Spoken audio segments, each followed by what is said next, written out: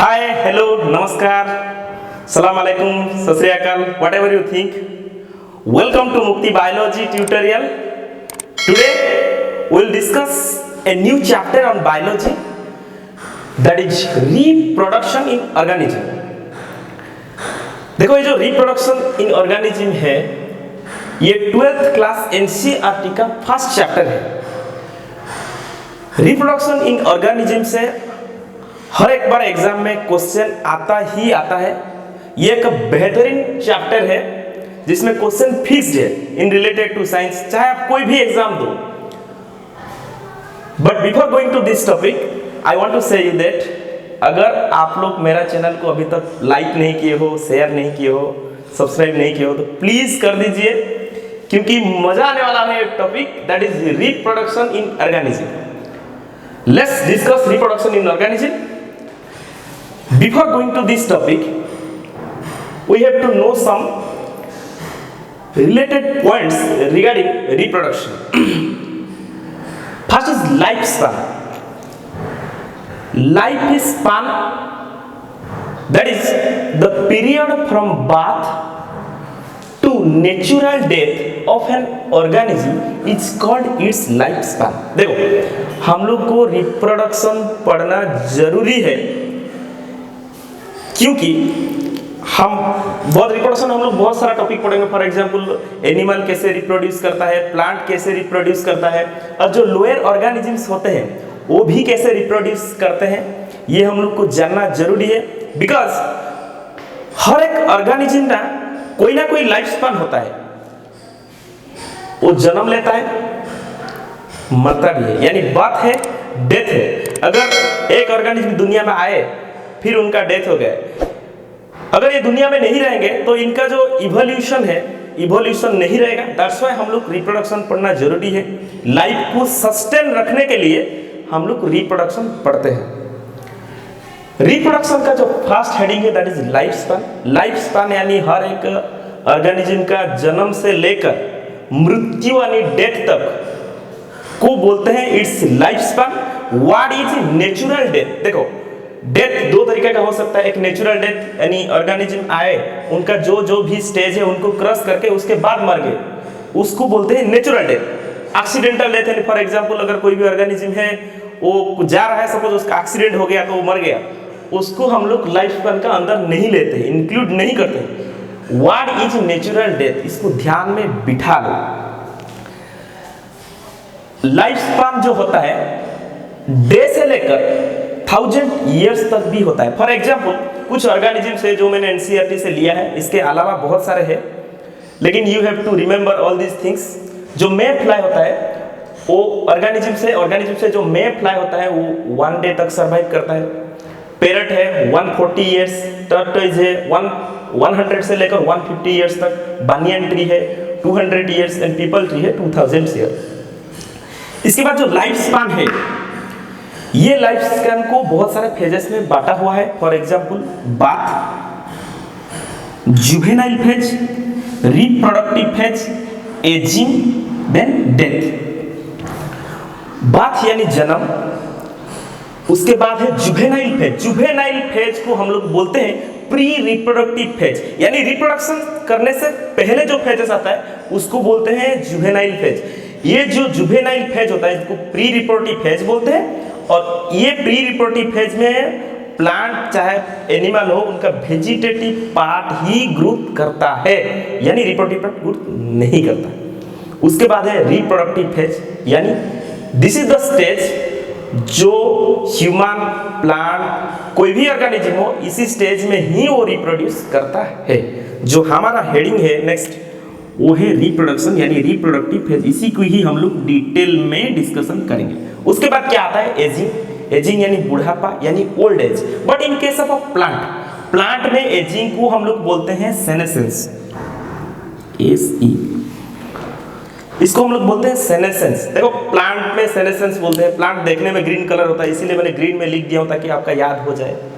उसके बाद होता है डेथ। डेथ तो सबका होता है, जहां आए थे खुदा के पास जाना ही पड़ेगा, वो डेथ ही होता है। तो इसी को हम लोग बोलते हैं लाइफ स्पैन। और ये लाइफ स्पैन में हम लोग का जो हेडिंग है रिप्रोडक्टिव फेज यानी रिप्रोडक्शन, जो हमें डिस्कशन डिटेल इसी के बारे में ही करेंगे, दैट इज रिप्रोडक्टिव फेज यानी रिप्रोडक्शन। ओके, हम लोग अभी जो पढ़े थे उनका जो मेन टॉपिक है उसका हेडिंग था हम लोग का रिप्रोडक्शन। अभी हम लोग क्लियरली डिटेल अबाउट रिप्रोडक्शन ही पढ़ेंगे।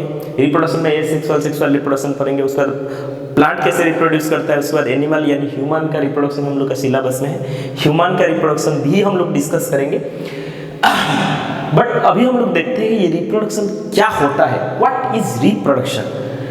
देखो ये जो रिप्रोडक्शन है ना वो दो वर्ड से आया है, री एंड प्रोडक्शन, री प्लस प्रोडक्शन, ये दो वर्ड से आया है। री का मतलब होता है अगेन, दैट इज फिर से, प्रोडक्शन मीन्स टू प्रोड्यूस यानी कुछ प्रोड्यूस करना यानी कुछ जेनरेट करना, ये दो वर्ड से आया है।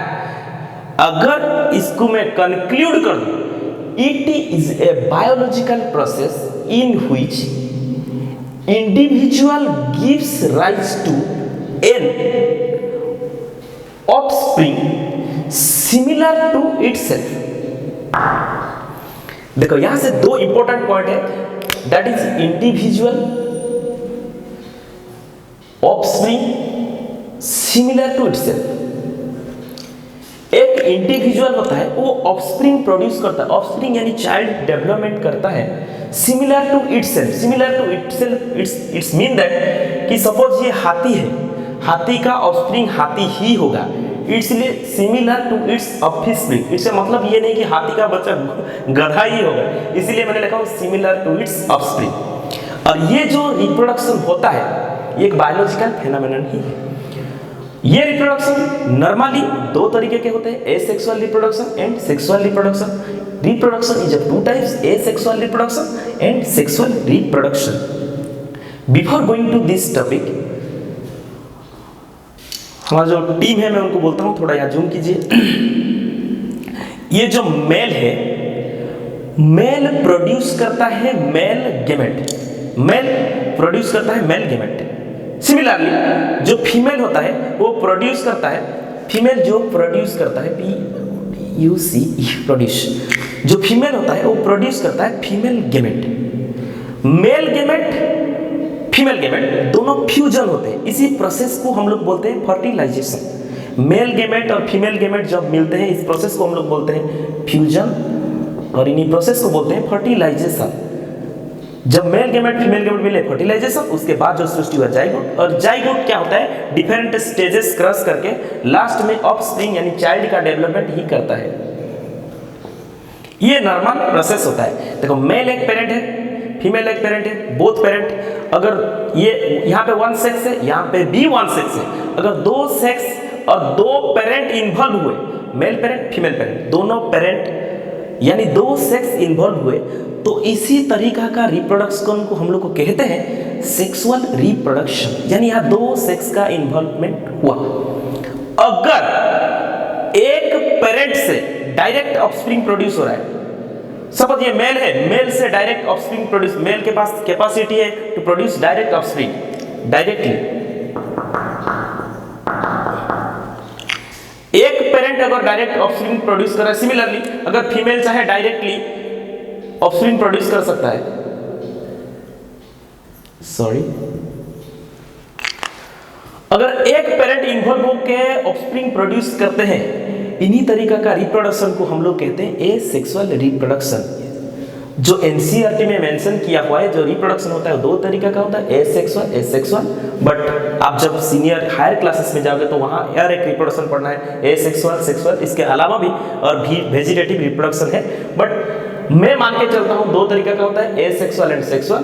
बाकी जो वेजिटेटिव है इसको एनसीईआरटी में इंक्लूड यही किया है, दैट इज एसेक्सुअल रिप्रोडक्शन में हम लोग डिटेल में एक एक बारे में पढ़ेंगे।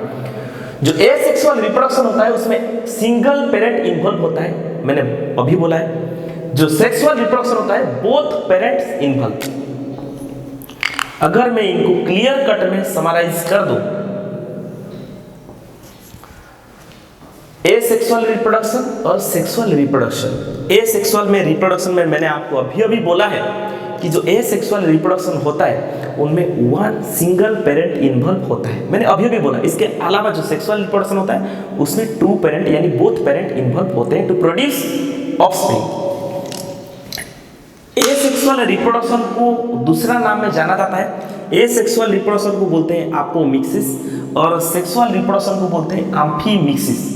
इसको ध्यान में बिठा कर, कई बार ऐसे क्वेश्चन आए हैं कि एसेक्सुअल रिप्रोडक्शन को क्या कहते हैं, that is called apomixis, and sexual reproduction को हम लोग बोलते हैं एम्फीमिक्सिस। एसेक्सुअल रिप्रोडक्शन में एक ही गेमेट इन्वॉल्व हुआ यानी एक पेरेंट इन्वॉल्व हुआ, वो डायरेक्ट ऑफस्प्रिंग प्रोड्यूस किया, इसीलिए वहां कोई फ्यूजन हुआ कि नहीं हुआ। No fusion of gametes. अगर फ्यूजन नहीं हुआ है तो फर्टिलाइजेशन कहां से होगा, यानी नो फ्यूजन ऑफ गैमेट्स और no fertilisation. But in case of sexual reproduction fusion of gametes अगर दो गैमेट जो यहां थे, थोड़ा जूम कीजिए, यहां दो गैमेट थे वो दोनों फ्यूजन हुए, तो इसीलिए सेक्सुअल रिप्रोडक्शन में फ्यूजन होता है गैमेट्स। अगर गैमेट फ्यूजन होंगे that means fertilisation is present. The next point, clone formation occur in asexual reproduction. Clone formation, clone का होता है exact copy to the parent, जैसा parent वैसे ही offspring, इसको बोलते हैं clone, यानी carbon copy of parent, carbon copy of parent ये बोल सकते हैं हम, या एग्जैक्ट कॉपी भी बोल सकते हैं, एग्जैक्ट कॉपी टू पेरेंट, इसी को हम लोग बोलते हैं क्लोन। क्लोन मीन्स होता है कार्बन कॉपी, दैट इज जैसा पेरेंट ऐसा ही ऑफस्प्रिंग, तो उसको हम लोग को क्लोन बोलते हैं। एग्जाम में हमेशा पूछा जाता है कि क्लोन फॉर्मेशन कहाँ होता है, एसेक्सुअल या sexual, that is asexual reproduction. Clone यानी exact copy to the parent, इसको ध्यान में बिठा। The next important point is in case of S, मैंने अभी भी बोला है कि जैसा पेरेंट वैसा ही ऑफस्प्रिंग अगर प्रोड्यूस हुआ तो इनमें कोई चेंजेस नहीं आएगा, दैट इज जो इवोल्यूशन होता है, इवोल्यूशन मींस होता है ग्रेजुअल चेंजेस, धीरे धीरे धीरे जो चेंजेस होता है हम लोग बोलते हैं उसको इवोल्यूशन। जो एसेक्सुअल रिप्रोडक्शन होता है उनमें इवोल्यूशन का कोई मेजर रोल नहीं है, do not play any important role in evolution, but in case of sexual reproduction play an important role in evolution.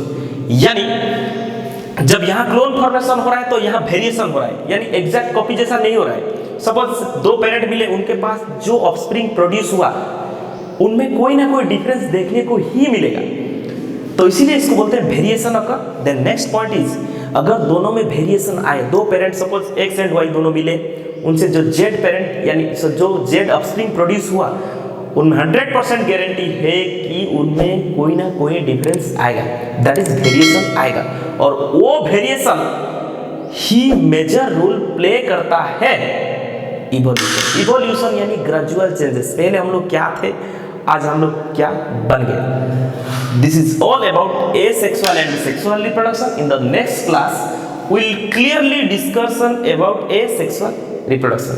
That's it. Thank you.